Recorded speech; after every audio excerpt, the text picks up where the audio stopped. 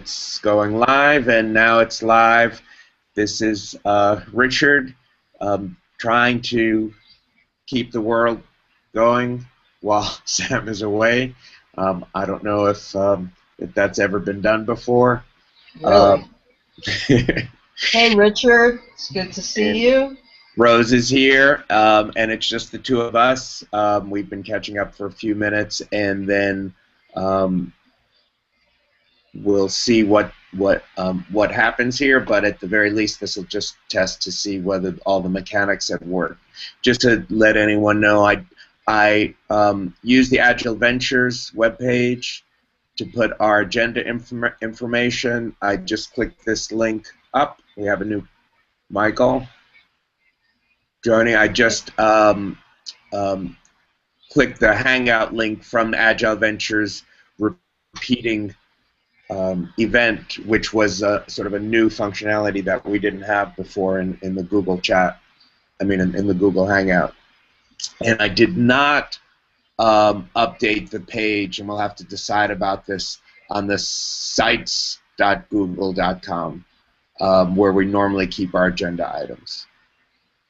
Okay. Okay, so hi to Michael. Now, are you an oldie or a newbie? Michael. Me? What do you mean?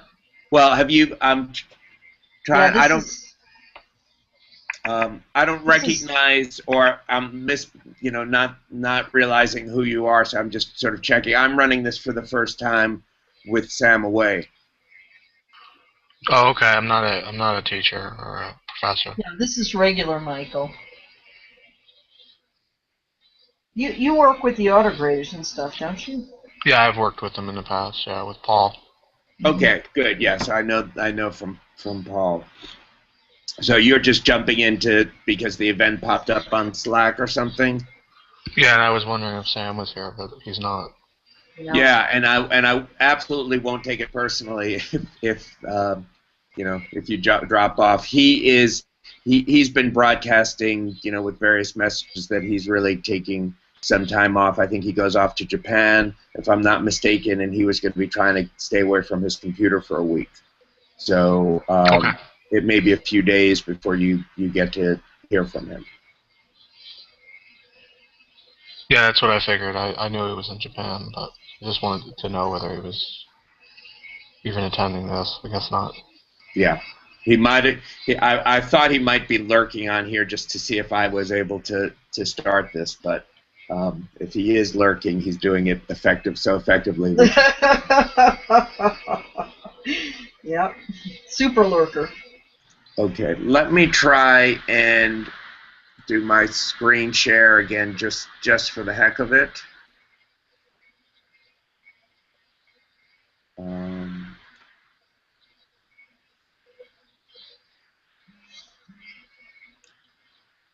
Oh, okay. So that's interesting. I'm just sharing that window. Mm-hmm. I wonder if I should be sharing my desktop instead. Well, I can see it. I mean. But how do we? Okay. Okay. Well, let's see. That way, maybe anything else embarrassing on my computer won't show up. Okay. So all I did is I just created this page. I said, I think we've accomplished our goal of effectively having a meeting, even if it was just a 1 or 2 person meeting with Right.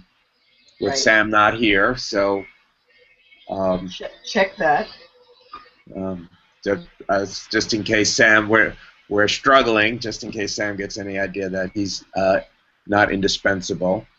I put a little blank for people to add agenda items, and just for the heck of it, just in case anyone sort of joined in at the last minute, I put in just some other things possibly to talk about. I copied last week's agenda in case that was relevant, and I copied like my sort of ongoing sort of issues that I created a few weeks ago, just like a sort of a 5-minute brain dump of the things that are most of concern with me.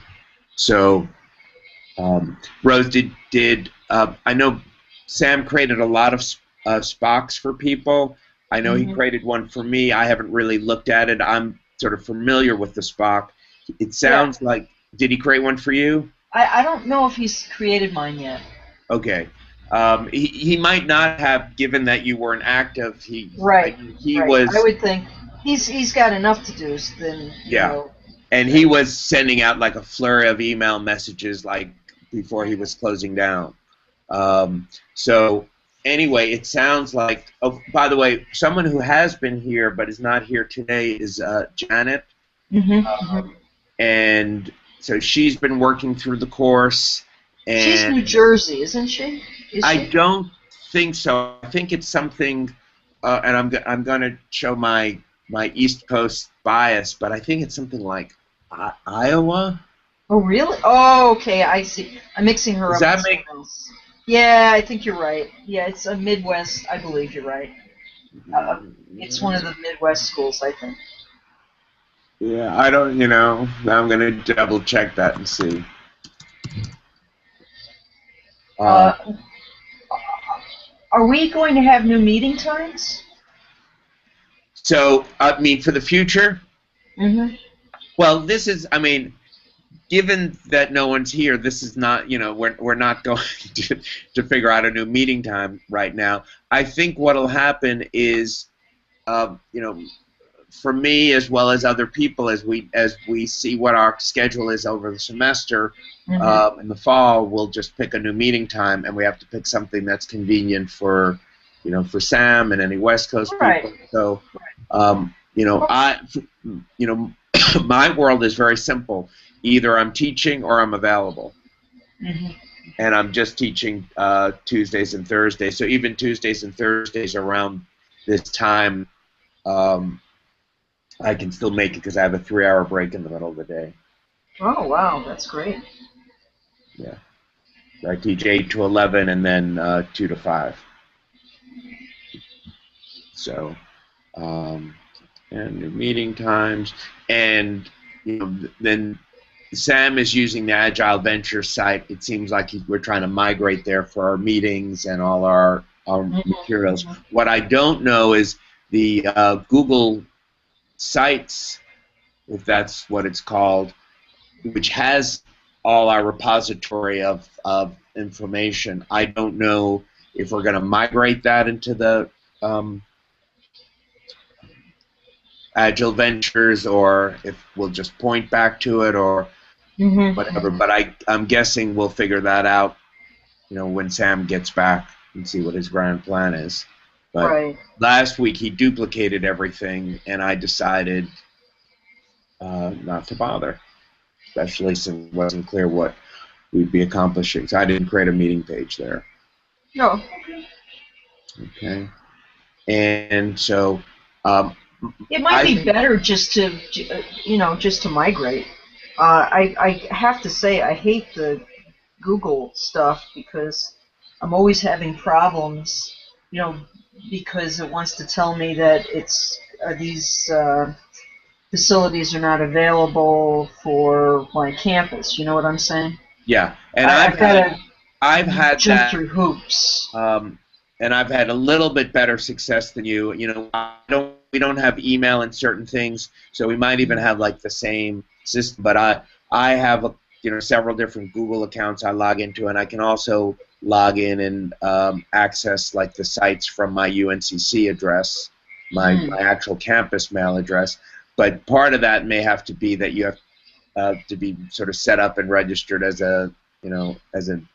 someone who can edit that. But anyway, if we move, then even better. Yeah. But the migrating, I mean, someone may have to. It may involve some work to actually sort of copy and paste or link to the existing stuff. So that's what I'm not sure of, and we'll leave that on Sam. Just as far as timing, like I said earlier, my first day of classes is literally 3 weeks from today. I think it's August 18th or 19th, something like that. Right. And I will, I'm going to be teaching discrete math and also this course, sort of yet again trying to and like one of my main issues is how to use my classroom lecture time. You have in-class lectures, Rose, right? Well, I have, the first time I did it, I sort of had half lecture and half, working on stuff. But what I was able to do last semester, which made a big difference, I think, is I have class now in a lab facility. I don't have class in a lecture room anymore. And so, we talk a little bit, but mostly what we do throughout the class is actually do work, which to me makes a lot of sense since, the lecture material's online, the book, they have to read that on their own. And I've been trying to gradually flip the classroom, with greater or lesser success. But the idea that I'm going for is that I want to spend class time with maybe assessment, discussion, and actual work on projects, etc. Okay. Now, can I ask you, are you seeing a picture of me or my screen? Right now I'm seeing you, but I was seeing your screen. Okay, so I'm not quite sure. Let me do. I was seeing the screen with the agenda. Yeah, let me just. I'm going to try the desktop option. I don't know. Somehow the screen share thing. Whoa. So now you're seeing. Well, that once that goes away, now you're seeing the agenda, I assume, right? Right. Okay. And okay. So what do you do with your classroom time? How do you feel about that? Hold on just a sec. Yeah.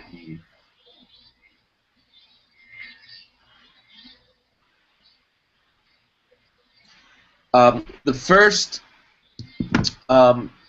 what I've tried to do is fill in or elaborate on the lectures, the online video lectures that I try and encourage, sort of force and assign people to watch at home. And I have some alleged tests that I give them, and who knows how many people sort of just work their way around it, and how many people really. Exactly. That's always an issue. So that's what I did the first few semesters, and then I started trying to have them use the classroom time to work on the homework. And I did that even more, probably doing that overboard last semester. So I would say at least 2/3 of the classroom time was just, hey, just sit and try and work on this stuff. Right. And the problem with that is that I was trying to institute sort of a pair programming that didn't work so well because I didn't really assign and enforce it. And it's sometimes hard to make that work. Students are so resistant. Yeah, and I think if I do that, I'm going to try and come up with a way of sort of forcing the issue. But I have questions. And I guess maybe I will bring that up in an email and see if people have ideas. But so this year I'm sort of planning to do sort of more of that, try and enforce some way of doing the pair programming, try and have them work on the homework projects, maybe other things in class, but also try and do a little bit more elaborating lecture on some materials. Yeah. And try and get some discussions going, and I'll sort of play it by ear. I had an idea, and I don't know how feasible it is, but as far as the pair programming is concerned, I was thinking that maybe if I handed out some sort of like a checklist or whatever to them, and every class they had to sign their name, and well, I mean, they would have their name at the top of it, and then every class they would actually write down who they paired with, how long they were pilot, how long they were co-pilot, etc. Because I don't know any other way to kind of force them to do this. Yeah. And how big are your classes? I've got about 35 students. In total? Yeah. In one section? Yeah. I have like 55 in each in two sections. Holy jeez. And then not only that, but the classroom gets pretty full. Yeah, sure. So, do you have any course assistants or TAs? Yes. Because it would seem like you'd have to like divvy things up. Like, do they come to class? That's my goal. Ah, okay. Okay. So, and I just started, doing it that way recently. Like I hadn't been doing that before until this class, and I just started saying, hey, the best thing that these guys can do is come to class. Exactly. That's given that I'm trying to use the class time, as basically a lab. Yeah. So part of my acquiring sort of graders are people who have ideally, taken the course and who has class schedule is free during the times my class meets, and people who are sort of reasonably, I don't know whether personable may not be the right word, but who can deal with I know what you're saying. interacting with students. Yeah, I was given a course assistant part-time this past semester, which is better than what I've had before. But the problem was he was kind of not outgoing enough, and then about halfway through the semester he just disappeared. Yeah. And so that was a big lesson. Last semester he was studious and responsible, but quiet. But this past semester, it turned out that quietness translated into, I think, an inability to reach out and be with the students, if you know what I'm saying. Yeah. Yeah. And I've tried to pick like my better students because I do most of the time have a choice, but often that's backfired. A lot of the times the better students are the ones that get wrapped up in school and class projects and wind up not fulfilling what we need. So it's really tough. I've not had great experience. On the rare occasions when I've had good experience, it's like a real luxury. Yeah, well, that's the mistake I made last semester. I definitely picked exactly the wrong student to do this. And it was a train wreck, and I wasn't able to accomplish a lot of the things that I wanted to accomplish. Yeah. Oh, I'm starting to feel so overwhelmed about this semester. But, and you are, what other classes are you teaching other than your? I'm teaching the intro course, and that's basically in Python. Okay. Yeah. Well, that would be interesting because Ruby is like close enough to Python in some ways that it. Yeah, there's a lot of similarities. Although what I'm finding is, in some respects, they're so similar that it's more of a gotcha. Yeah. I find myself I'm writing Ruby and I'm actually writing Python, or I'm writing Python on the board and my students are giving me a quizzical look, and I suddenly realize, no, I'm writing Ruby. So it's always entertaining. Yeah. But I think I'll have it straight this semester. There's a little, I don't know, brain forgetting last semester every once in a while, but then I would catch myself, thank goodness. Yeah. Of course, So having Richard, the courses back to back doesn't help either, because your mindset is, you're working in one language and you're flipping to the next, and sometimes you forget to flip. Yeah. I'm sorry, Michael? Yeah, I was going to say, I was looking at the list of bullet points for the meeting. Right. And Richard's ongoing issues. What about testing and testable code? How do you do that? How do you lecture on that with respect to the ongoing controversy about, particularly in Rails, about testing controllers? Okay, here's the deal. My students, this is an introductory course on software engineering.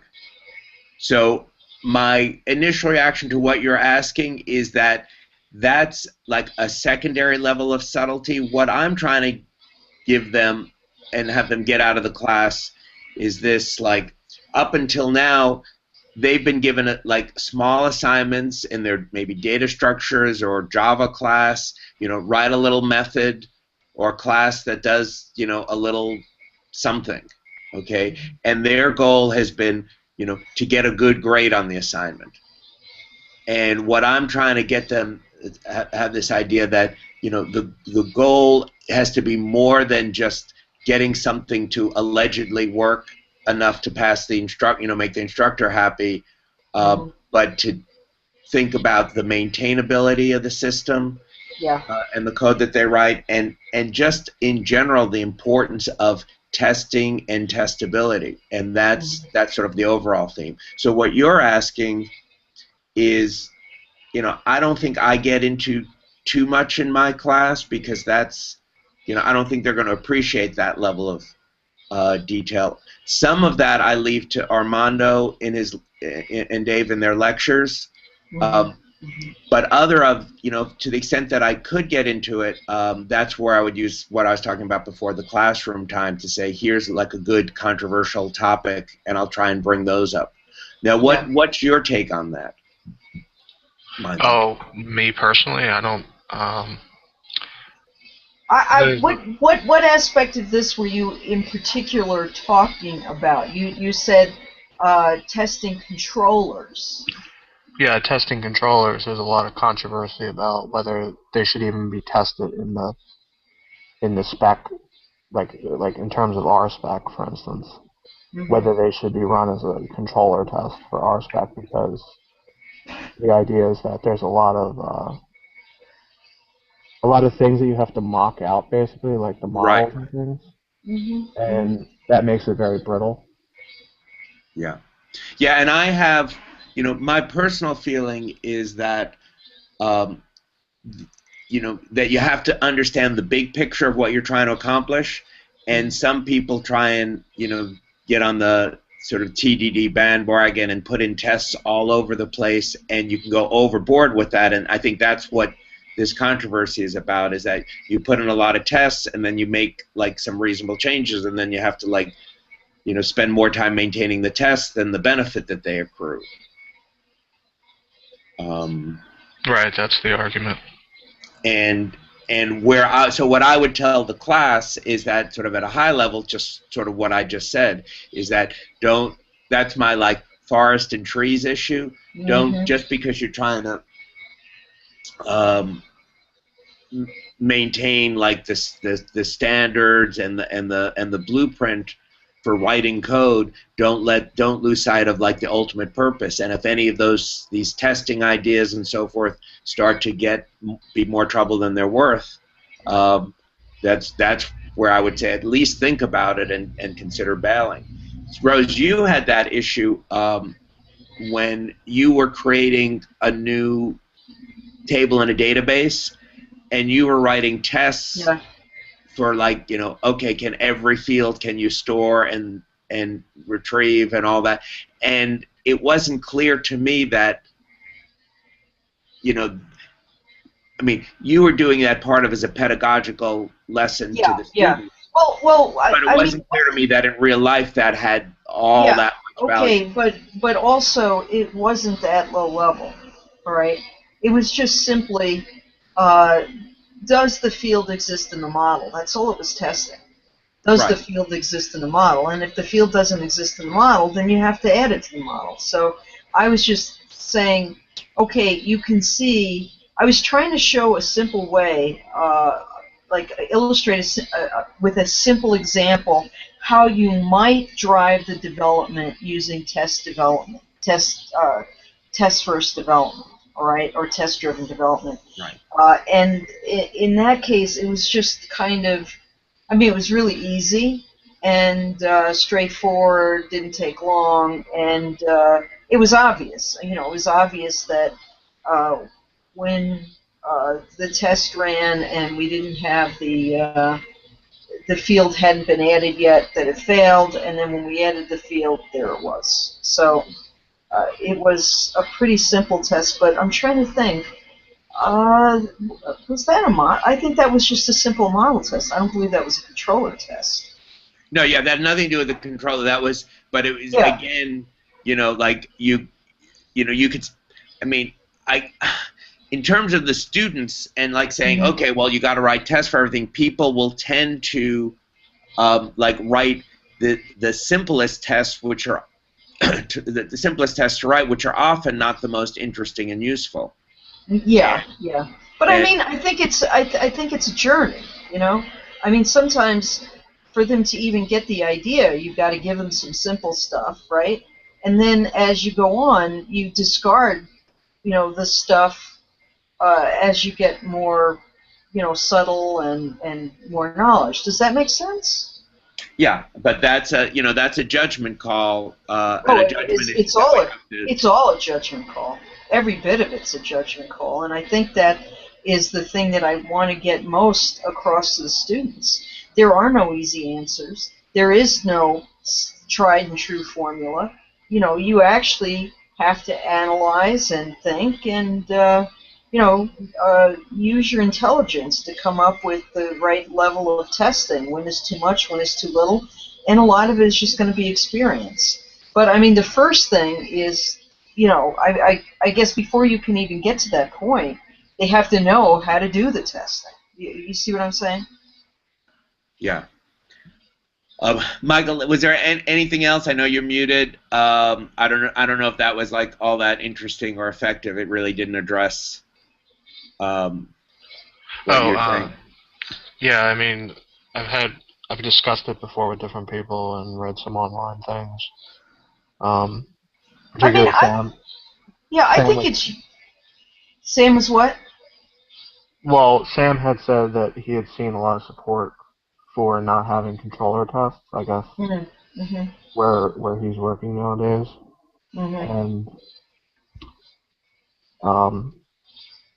I had pointed out that, well, if you don't do controller tests, like controller specs, is it really TDD? And he had said, well, I believe this was in Slack a while ago, he had said that he believes you could drive the functionality through the cucumber layer, the behavioral layer,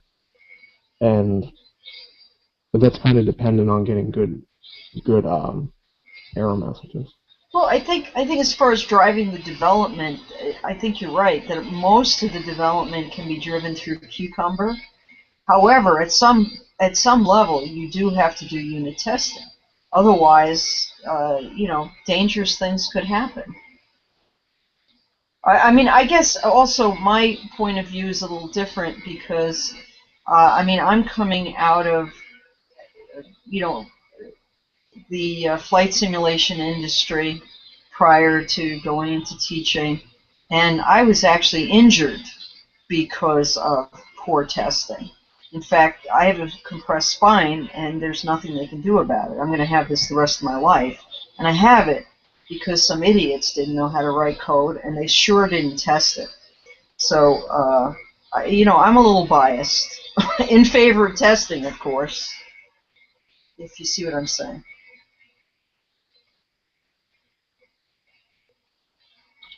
Absolutely. I think you're muted, Richard. Okay. Yeah. That's what I just figured that out. Anyway, so my main thing is to say, hey, look, testing and maintainability is important. And I know that seems very basic, but if they learn that from this course and they really come away with like just some remembrance of that, I'll sort of almost consider what I've done a success. Oh yeah, I mean, because, so many you know, students just and don't that. see the importance. You were absolutely right.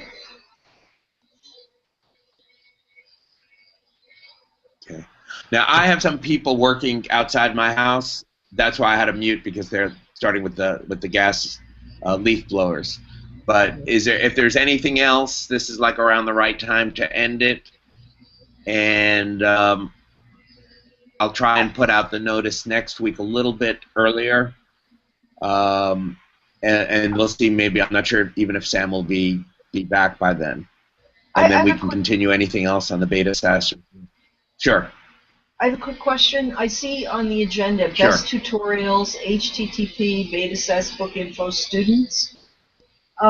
Is there actually a list of these things? Or is it that they want to know, can we contribute more? Well, yeah, there is a list of them, but I wondered what that was on the agenda for. The deal is, okay, that thing, except for the link, I was basically looking for people looking for updated information about, like, okay, did anyone find like a really good Ruby irregular expression or, you know, GitHub tutorial? We're always looking for that. So basically, I was thinking, is there anything new? And then, where is that, like, the latest sort of recommended group? You know, some of that BetaSaaS book student site, those were, I didn't put that link in. I think Sam probably did. But I know that stuff is there, but it's not clear to me that those are, like, highly vetted. In other words, those are things that Armando and Dave put, like, originally. Yeah, and I agree maybe with you. they're updated, but it's not always that. You know, sometimes people find things, and you know, I thought those were, you know, yeah, I sort of just wanted to touch base. Has it even been updated? Right. So these are the kinds of things. I mean, I'll when I get my act together, I'll send an email to the BetaSaaSers list, and then we can continue the conversation in email, and then talk about it during our regular meetings. I noticed a project that Armando has been working on GitHub is something called MOOC Chat. Some new, it looks like a Rails app that is supposed to integrate peer discussion into MOOCs. Cool. I was wondering whether that would be applicable for any of your courses.